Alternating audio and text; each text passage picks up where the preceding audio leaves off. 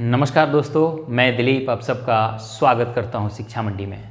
तो दोस्तों, आज की इस क्लास में चक्रवृद्धि ब्याज के किस्त वाले प्रश्न, इंस्टॉलमेंट वाले प्रश्न को सॉल्व करेंगे।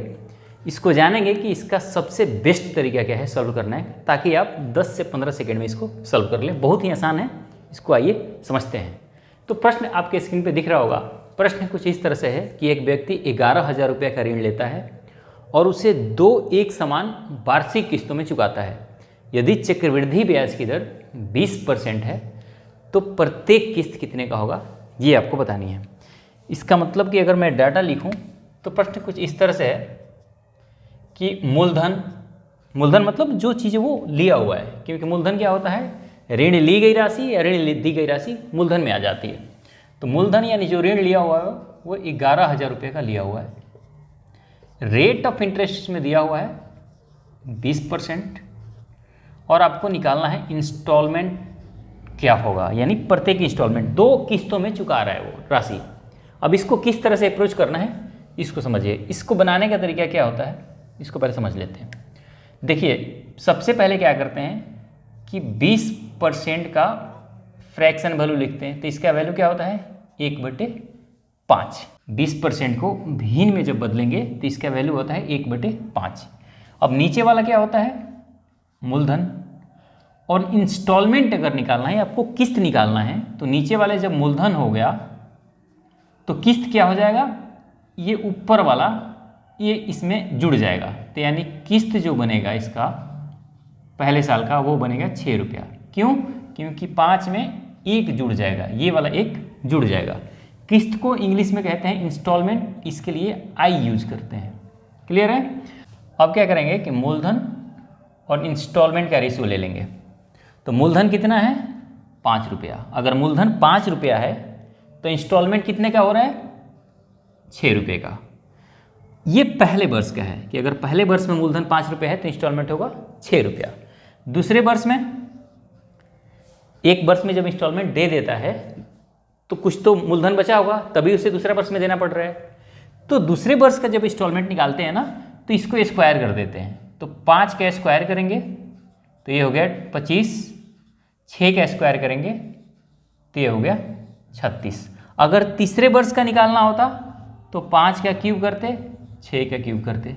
ये चीज़ें आपको ध्यान रखनी है। अब स्क्वायर क्यों करते हैं, क्योंकि इसके फॉर्मूले में ही दूसरे वर्ष के लिए स्क्वायर और तीसरे वर्ष के लिए क्यूब करना पड़ता है। इसका फॉर्मूला जो होता है किस्त वाला वो होता है P = x/1 + r/100 के पावर 1 प्लस x/1 + r/100 के पावर 2। अब इसी तरह से x/1 + r/100 के पावर 3 होता है। यानी ये पहले वर्ष का किस्त, ये दूसरे वर्ष का। दूसरे वर्ष में स्क्वायर हो रहा है इसीलिए यहाँ स्क्वायर कर रहे हैं। तीसरे वर्ष में क्यूब हो रहा है इसीलिए यहाँ क्यूब करते हैं। तो इस प्रश्न में हमें सिर्फ 2 वर्षों के लिए 2 एक समान किस्त देना है, इसलिए हम 2 वर्षों तक सीमित रहेंगे। अब क्या करेंगे, क्योंकि किस्त समान है, प्रश्न में कहता है कि किस्त आपको एक समान देनी है, तो किस्त यहाँ बराबर करेंगे। तो ये 36 रुपया है तो इसको 36 बनाने के लिए 6 से गुणा करना पड़ेगा। और रेशियो के अगर एक टर्म में गुणा करते हैं किसी संख्या से तो उसके दूसरे टर्म में भी गुणा करना पड़ता है। तो यहाँ भी गुणा करेंगे तो ये कितना आ गया, पहले वर्ष का मूलधन 30 रुपया और दूसरे वर्ष का मूलधन है 25 रुपया। तो टोटल मूलधन कितना हो गया 30 और 25 55 रुपया। यहाँ इंस्टॉलमेंट कितना हो गया 36 रुपया। अब प्रश्न में मूलधन कितना दिया हुआ है 11,000 रुपया। प्रश्न में मूलधन दिया हुआ है 11,000 रुपया। हमारा मूलधन कितना आया है 55, इससे भाग देंगे और जो निकालना है उससे मल्टीप्लाई कर देंगे। निकालना क्या है प्रत्येक किस्त। प्रत्येक किस्त कितना है हमारा 36 रुपया, तो 36 से मल्टीप्लाई 11 से करेंगे तो 11 एक बार में, 11 × 5 = 55। 5 से करेंगे तो ये 200 बार में 1000 खत्म हो जाएगा और 200 में 36 से करेंगे तो आ गया 7200 रुपया। यानी कि प्रत्येक किस्त जो बनेगी वो 7200 रुपये की बनेगी और 2 किस्त में उसे लौटाना है।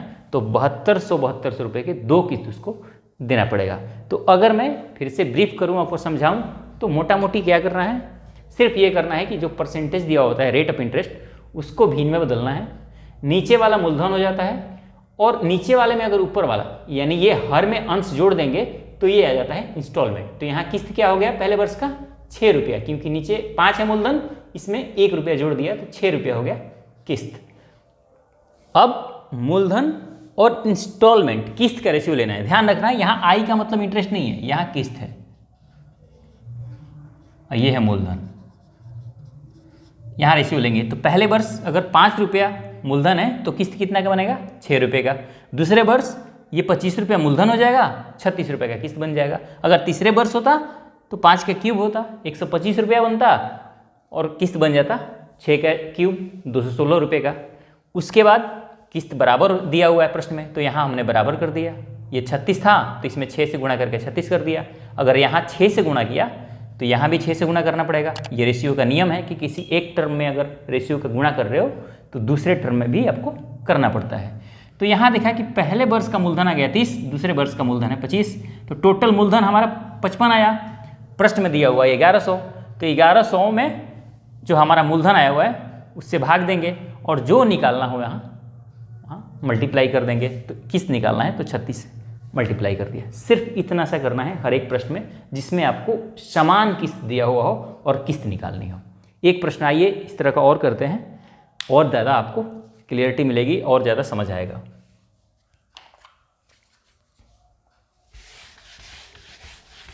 दोस्तों प्रश्न कुछ इस तरह से है कि एक व्यक्ति 10% चक्रवृद्धि ब्याज पर 21,000 रुपये का ऋण लेता है और उसे 2 बराबर किस्तों में चुकानी है, तो प्रत्येक किस्त कितने का होगा ये आपको बतानी है। इस तरह से प्रश्न है, यानी मूलधन इसमें है 21,000 रुपया,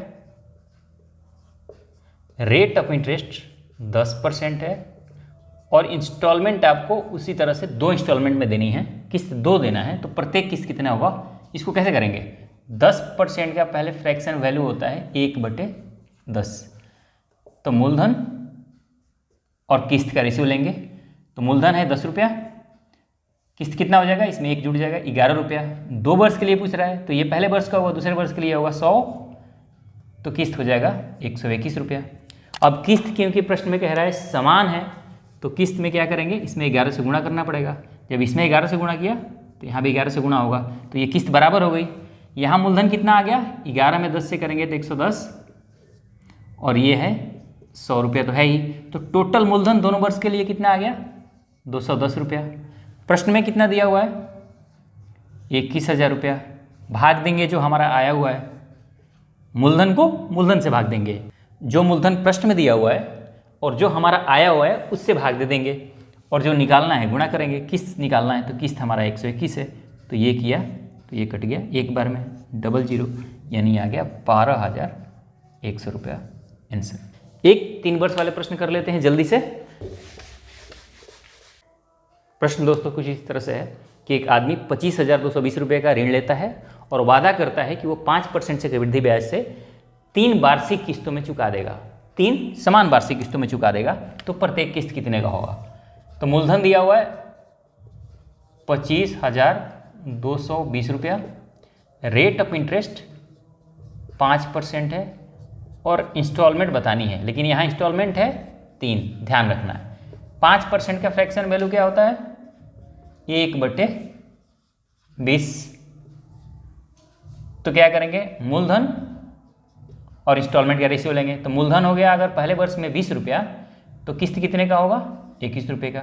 दूसरे वर्ष में मूलधन अगर 400 रुपये का होगा तो किस्त होगा 441 का, क्योंकि 3 किस्त दिया हुआ है तो 3 बार करेंगे। तो तीसरे वर्ष में मूलधन होगा 20 का क्यूब यानी 8,000, तो ये हो गया 21 का क्यूब यानी 92,161।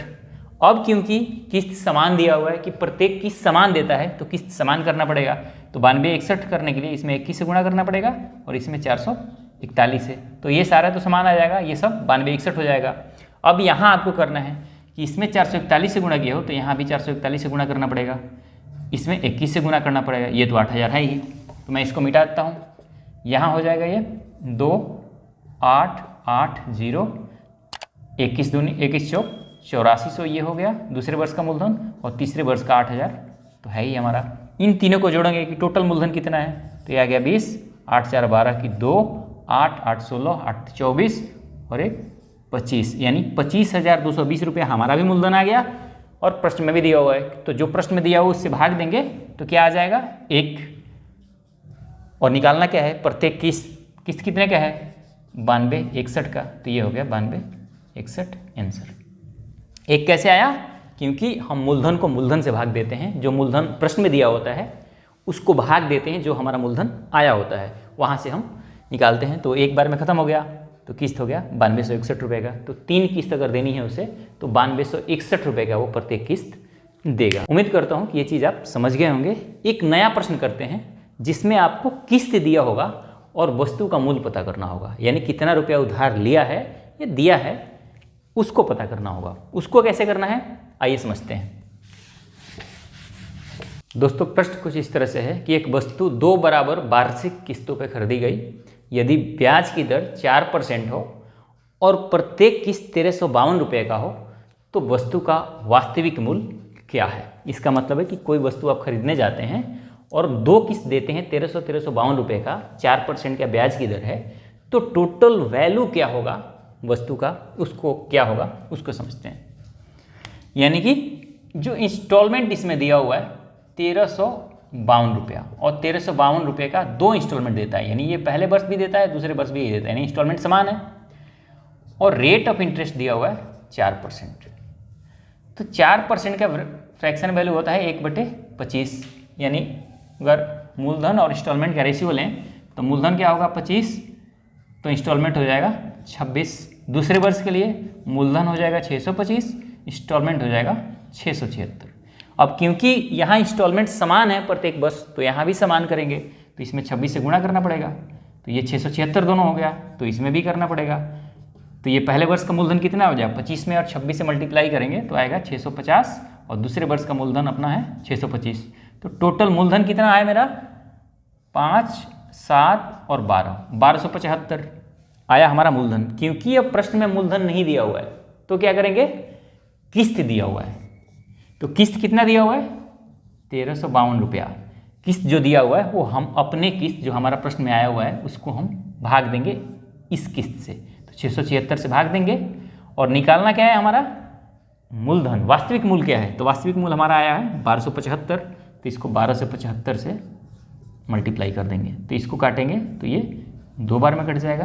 1275 में 2 से करेंगे तो 5 दूना 10, 7 दूनी 14, 1 15, हासिल 12 दूनी 24, 1 25।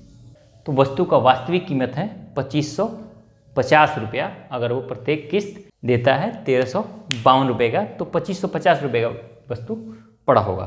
तो बस कुछ नहीं करना आपको, जब इंस्टॉलमेंट दिया हो तो इंस्टॉलमेंट को इंस्टॉलमेंट से भाग दे देना है, मूलधन से गुणा कर देना है। अगर मूलधन दिया हो तो जो मूलधन दिया हो उसको हमारा आया हुआ मूलधन से भाग देना है और किस्त से गुणा कर देना है। बस सेम प्रोसीजर अपनाना होता है, चाहे आपको किस्त दिया हो चाहे मूलधन दिया हो। प्रश्न में किस्त दे के मूलधन पूछा जाता है, मूलधन दे के किस्त पूछ लिया जाता है। तो इन दोनों तरह के प्रश्न मैं उम्मीद करता हूँ कि अब आप आसानी से सॉल्व कर देंगे। अब अलग अलग किस्त हो तो कैसे बनाएंगे, कोई वस्तु खरीदते हैं और खरीदते समय उसको आप जाके डाउन पेमेंट देते हैं, इसका मतलब कि पहले ही पैसा दे देते हैं और फिर किस्त बनता है, तो उसको किस तरह से करना है, इन सभी तरह के प्रश्न को अगले वीडियो में हम समझेंगे। जल्दी वो वीडियो आ जाएगा आपके पास। मैं उम्मीद करता हूँ कि ये वीडियो आपको पसंद आया होगा। अगर ये वीडियो अच्छा लगा हो तो वीडियो को लाइक कर दीजिए, चैनल को सब्सक्राइब कर लीजिए। इस तरह के वीडियो लगातार यहाँ आपको मिलता रहेगा, पूरी डिटेल में चक्रवृद्धि ब्याज, साधारण ब्याज और परसेंटेज पढ़ाया हुआ है। डिस्क्रिप्शन में उसका लिंक मिल जाएगा, आप जाके चेक कर सकते हैं। और रीजनिंग के भी कई टॉपिक पढ़ाए गए हैं, कैलेंडर, वॉच, इस तरह के टॉपिक पढ़ाए गए हैं, उसको भी जाके आप देख सकते हैं। देखने के लिए आपका बहुत बहुत धन्यवाद। मिलते हैं अगले वीडियो में, तब तक के लिए नमस्कार।